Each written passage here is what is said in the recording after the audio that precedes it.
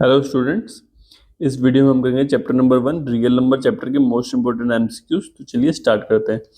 First question आपका Euclid's division lemma states that for any integer a and b there exist unique integer q and r such that. देखो ये क्या हुआ, एक formula होता है a is equal to B Q plus R. Let's suppose हम एक divide करते हैं, जैसे 5 डिवाइडेड बाय 17। ठीक है, 5 डिवाइडेड बाय 17 लिखा मैंने, तो इसको कट करते हैं। 5 इंटू 3 15 और 2। ठीक है, अब इसको इसी सेम चीज को मैंने एक फॉर्मूले में पुट करना था। फॉर्मूले में कैसे पुट करूंगा, ये क्या बोलता है 5 इंटू 3 प्लस 2। ठीक है, और यहाँ पे कितना आ जाएगा 17 आ जाएगा। तो देखो ये जो 5 होता है ये क्या होता है, डिवाइजर होता है। ठीक है, जिससे हम डिवाइड करते हैं। 3 क्या होता है आपका क्वोशिएंट होता है, और 2 क्या होता है आपका रिमाइंडर होता है, और ये क्या होता है डिविडेंड। ठीक है, तो ये फॉर्मूला होता है आपका। तो फॉर्मूला क्या होता है a is equal to B Q plus R. कि मतलब जब भी हम कोई भी दो इंटीजर है a और b, जैसे a था हमारा 5, b था हमारा 17, दो इंटीजर को जब भी हम वो करते हैं डिवाइड करते हैं, तो हमारे पास दो दो यूनिक हमारे पास नंबर आता है q और r। q क्वोशिएंट होता है और r क्या होता है आपका रिमाइंडर होता है। ठीक है, और जो r की वैल्यू होती है ना, r की वैल्यू हमेशा क्या होगी, जीरो के इक्वल होगी या जीरो से बड़ी होगी, और आपकी जो डिवाइजर है उससे छोटी होगी, मतलब लेस देन बी होनी चाहिए। नीचे बताता हूँ। सेकंड क्वेश्चन देखो, in Euclid's division lemma remainder are satisfy. तो रिमाइंडर की वैल्यू कितनी होती है, मैंने अभी बताया था कितनी होनी चाहिए, जीरो के इक्वल हो सकती है। जैसे मैं एक डिवाइड करता हूँ 15 डिवाइडेड बाय 3, तो 5 15 कर दिया। यहाँ पे देखो, यहाँ पे रिमाइंडर कितना आ रहा है, जीरो आ रहा है ना, तो मतलब आर की वैल्यू जीरो हो सकती है, इक्वल भी हो सकती है और जीरो से बड़ी होगी। कभी नेगेटिव में वैल्यू आती है, नहीं आती। ठीक है, अगर यहाँ पे मैं लिखता 16 करता, ठीक है, तो 3 5 से 15, अब कितना बच रहा है, रिमाइंडर 1 बच रहा है। ठीक है, बट अगर मैं यहाँ पे 18 कर दूँ, 18 कर दूँ, 3 6 से 18, तो यहाँ पे मैं 3 5 से 15 तो नहीं कर सकता ना, कभी भी ये सेम तो नहीं हो सकता, क्योंकि जब मैं 3 6 से 18 काट सकता हूँ इसको, तो 3 5 से 15 तो नहीं करूँगा।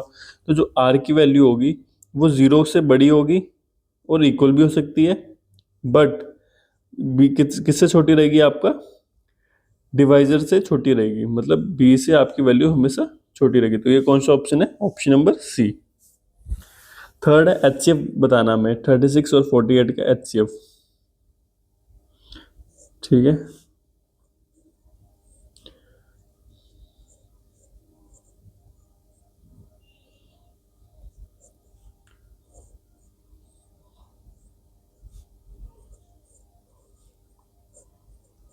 तो हमें सेम सेम ढूंढने, इनमें से पेयर बनाना है।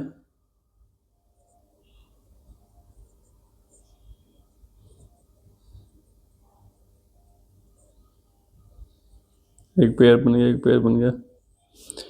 2 इंटू 2 इंटू 3, 2 2 4, 4 3 12। तो ये क्या आ गया हमारा, कितना एचसीएफ आ गया, 12 एचसीएफ आ गया। दूसरा मेथड क्या होता है, डिवीजन मेथड होता है। जैसे 36 को 48 से डिवाइड करेंगे, 1 पे जाएगा, 36 आ गया, कितना बचा 12 बचा। अब 36 लिखा तो 3 पे चलेगा, तो जो जब रिमाइंडर जीरो आता है उसमें जो डिवाइजर होता है वही हमारा क्या होता है, एचसीएफ होता है। तो ऑप्शन नंबर सी। एलसीएम निकालना है 12 और 15 का। एलसीएम कैसे निकालते हैं, 6 2 इंटू 3,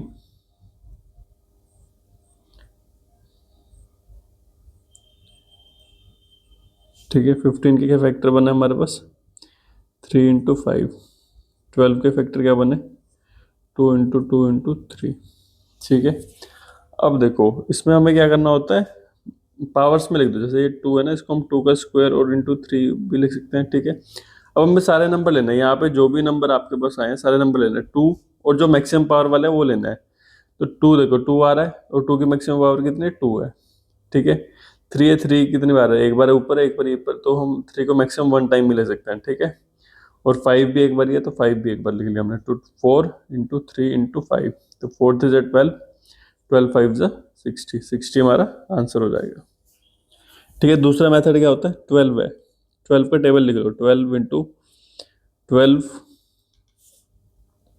24 36। ठीक है, और कितना हो गया 48 60। 15 का भी टेबल लिख लो, 15 1 15, 15 2 30, 45 60। जहाँ पे भी जैसे आपको दिखते हैं ना दोनों नंबर सेम, जैसे 60 यहाँ पे भी है 60 यहाँ पे भी है, जो पहला नंबर सेम होगा वही क्या होगा, इनका एलसीएम होगा। ठीक है। फोर्थ क्वेश्चन है product of HCF and LCM of two number is equal to. देखो फॉर्मूला होता है LCM into HCF is equal to product of two numbers.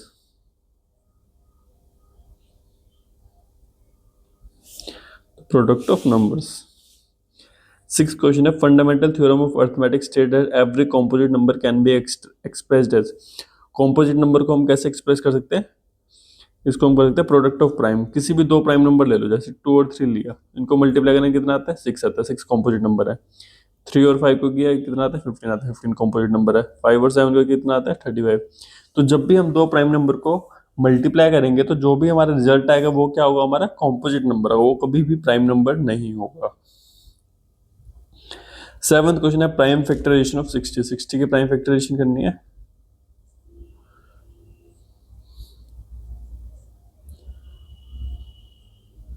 तो 2 का स्क्वायर और 3 power 3 into 5, option number A.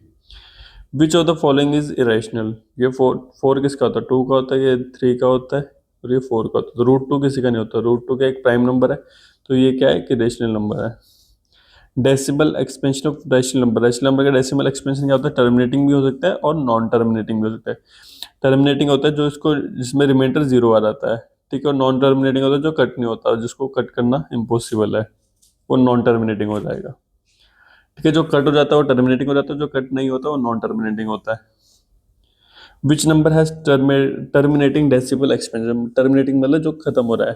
अगर फर्स्ट को try करें तो देखो 3 डिवाइडेड बाई 1,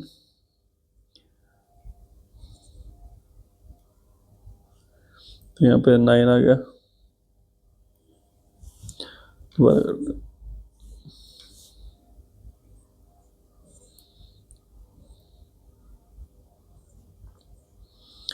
ठीक है, 1 लिखा, फिर 0 लिख दिया, फिर 3 आया। तो ये क्या है, चलता रहेगा, वैसे कभी खत्म ही नहीं होगा।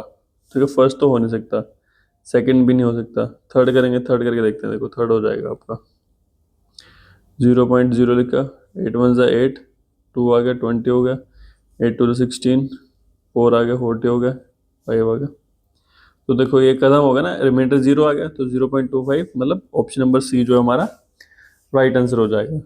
11th क्वेश्चन है HCF of two consecutive number. HCF बताना है कॉन्जिक्यूटिव नंबर का, जैसे 5 और 6 लिया, तो इसमें क्या आ रहा है एचसीएफ, इसमें कॉमन फैक्टर क्या आ गया, हमेशा 1 आएगा।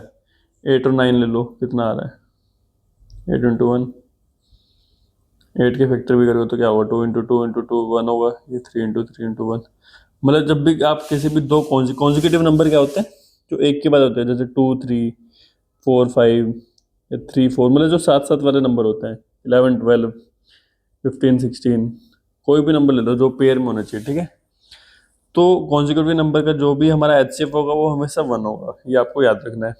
LCM of two coprime numbers is equal to. LCM किसके इक्वल होता है को प्राइम नंबर का, ये होता है हमारा प्रोडक्ट के इक्वल होता है। ठीक है,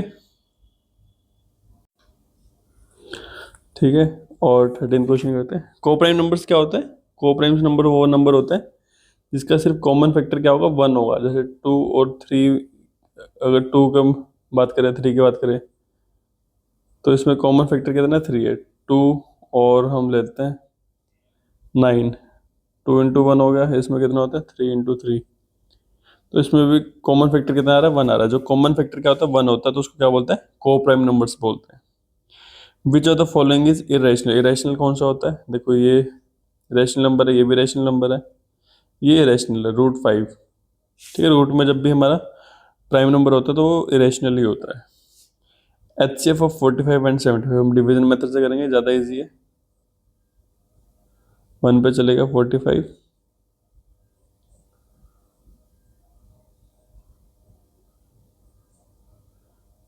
2 पे चलेगा 30। ठीक है, तो जब रिमाइंडर आ जाता है, रिमाइंडर के जब 0 आने के बाद जो भी हमारा डिवाइजर रहता है वही हमारा क्या हो जाता है एचसीएफ हो जाता है। एलसीएम पूछा 8 और 12 का, अब टेबल वाले मेथड से करके देखते हैं इसको। 12 का टेबल लिखते हैं 12, 24, 36, 8 का टेबल लिखते हैं 8, 16, 24। देखो 24 आ गया ना कॉमन, तो 24 हमारा क्या हो गया, एलसीएम हो गया। अगर प्राइम फैक्टराइजेशन से करें